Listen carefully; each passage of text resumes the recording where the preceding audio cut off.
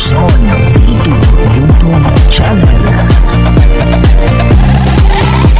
Anumang pagsubok malalampasan, tuloy-tuloy lang tayo kaibigan.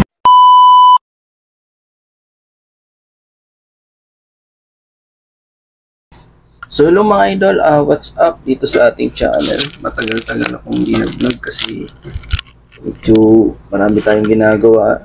So pabisit ko sa inyo itong mga idol na ating bagong website template design, template number 1, CSS template, no? So logo, tapos yung caption, tapos dito mga idol pwede ka magpagawa ng food cart, online e-loading, laundry shop, online negosyo, or e-loading. Ito, sample ng e-loading. Click natin yan. Ayan, oh, pwede ka dyan mag-load, no? So, dito mga idol, pinapresent ko sa inyo kung paano gumawa ng website at paano ito i-up. Okay? So, ang tututukan natin mga idol, medyo malayo sa topic kasi ito ang nag-viral sa Facebook, no? Kung saan-saan tayong punta sa Facebook, itong lumalabas. Pero bago yan mga idol, dito sa baba, meron ang kay Diwata, ano, bagong nagpunta sa parisan ni Diwata, si Marvin Agustin. 2 hours ago lang, ano, kumain na rin si Marvin, tinikman na ang Paris overload ni Diwata, no? So, mayaman na ito si Diwata. Pero sa mga idol, ang ano ko lang sa inyo, sana ay tulungan naman natin yung mahihirap. Marami ang naghihirap sa mundo, hindi lang si Diwata. Marami ng blessing si Diwata, ipamahagi na naman natin sa iba. Okay? So, for today's video, ating himayin ito na nag-viral ngayon lang sa Facebook, itong na-lock. Oh, naging biro-biroan na lang itong lock na ito. Ano ba ang lock na ito? Lock ng ari ni Mr. sa loob ni Mrs.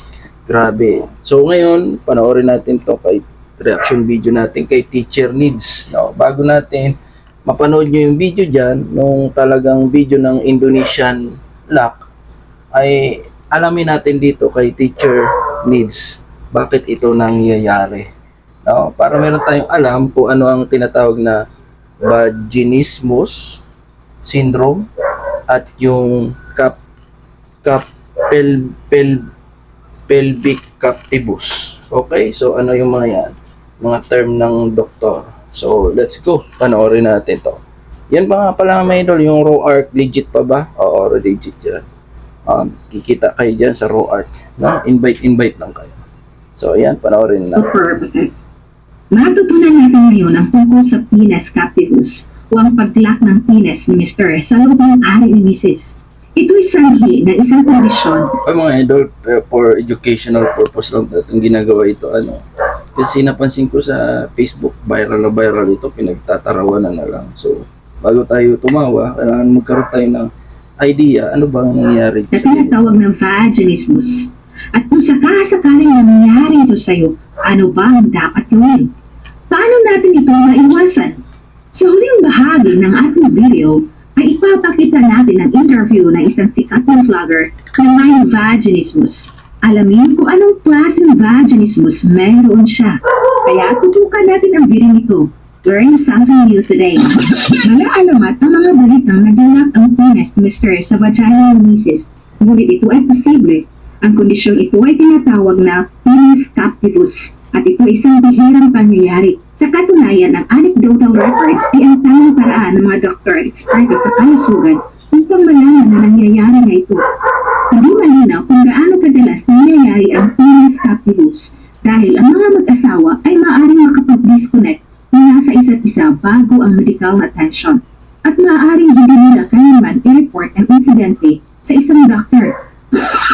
Sa pagkakataong hindi ka makali sa pakikipagtalik, mahalagang manatiling kalmado. Ang pag-alam kung ano ang nangyayari ay makakatulong sa iyo at sa iyong partner na ma-overcome ang penis captivus. Manood hanggang dulo para matuto na higit pa. Paano ito nangyayari? Sa panahon ng pakikipagtalik ng mag-asawa, ang ari ng Mr. ay lumalaki dahil sa pagdaloy ng dugo sa loob nito. Ang wall ng vagina naman ni Mrs. na gawa sa muscular tissue ay nag-i-expand at kumakapal. Ang mga muscles sa loob ng vagina ay nagko-contract. Kung minsan, ang mga kalamnan ng vagina ay maaaring nagko-contract ng higit pa sa karaniwan. Ang mga contractions ay maaaring magdulot ng pagliit ng vaginal opening.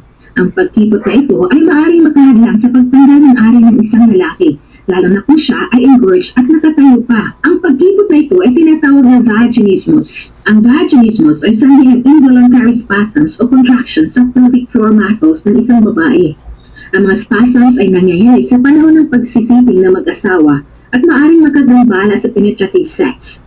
May dalawang uri ng vaginismus. Ito ang primary at secondary. Primary kapag ang isang babae ay nasasaktan sa tuwing ay pumapasok sa kanilang vagina. Kabilang na dito ang ari ng lalaki na tinatawag na penetrative sex. O kapag hindi pa kailanman napapasukan ng anumang bagay sa kanilang vagina, tinatawag itong lifelong vaginismus. Ang secondary naman, ito ay kapag ang isang babae ay nakipagtalik kung walang naramdamang sakit sa unang sexual experiences. Ngunit nagiging mahirap o imposible itong gawin sa kasalukuyan. Tinatawag itong acquired vaginismus.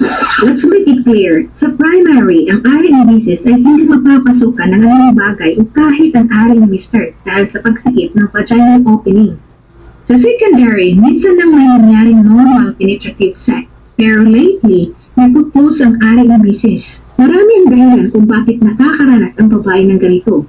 At isa na dito ang traumatic sexual experience.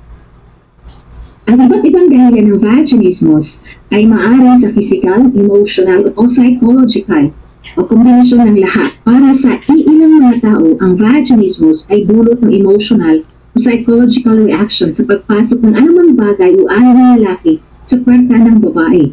Ang takot at ang mga negatibong karanasan ay may malaking contribution sa vaginismus. Ano-ano ang mga simptomas ng vaginismus? Una ay ang painful sex na tinatawag na dyspareunia ay kadalasang unang palatandaan ng vaginismus. Ang sakit ay nangyayari lamang sa pagpasok. Karaniwan itong nawawala pagkatapos ng withdrawal. Ngunit hindi sa lahat ng panahon ang dahilan ay vaginismus. Maaaring may iba pang health problems ang babae, kaya kailangang magpasuri sa isang doktor. Maraming mga kababayan na may vaginismus ay nakakaramdam ng short breathing kapag napasukan ng tampon o pagkakaroon ng pelvic exam sa klinik ng kanilang doktor.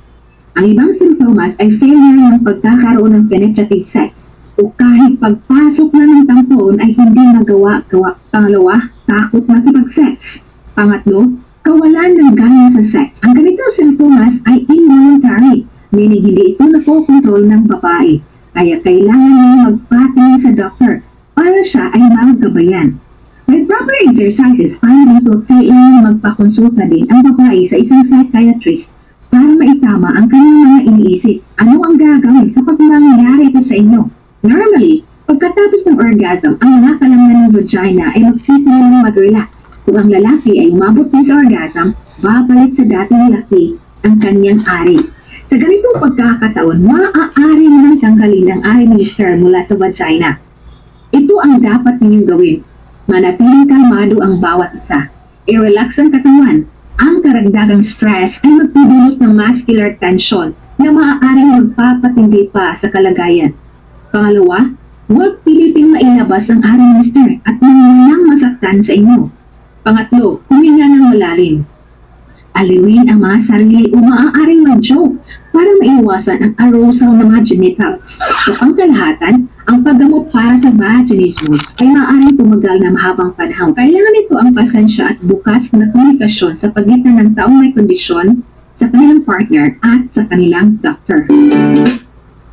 So ayan mga idol, ibig sabihin, ito pala ay isang sakit, syndrome, na kung saan nangyayari ito. Akala ko nangyayari lang ito sa mga aso or sa mga hayop, no? Tulad ng aso na nagdidikit, tapos pagkatapos ng arousal nila ay nagbabalik. Ito pala ay nangyayari din sa tao, no? So ayan mga idol, sana may natutunan tayo dito sa ating video. For educational purpose kaya natin ito inilathala kasi gusto natin maipakita, lalo na sa YouTube, yung mga walang alam na pinaginagawa na lang katatawanan nito kung ano ang ibig sabihin niyang lock, puro lock ang alam nila. Ano ba ganyan? Lockdown? Kaya sabi ng iba, sa may mga kabit daw, matuto na kayo Hindi po yun ang point natin. Ang point natin is magkaroon tayo ng educational purposes. Lalo na hindi tayo mga doktor kung ano ang nangyari sa ganitong pagkakataon. Okay, so salamat sa inyong panonood. Ilalabas na natin after nito yung video reaction doon sa Indonesian lock kung saan iyon ay nag-viral. So, abangan nyo mga idol. Okay? God bless. Thanks for watching. God bless you all. Bye-bye.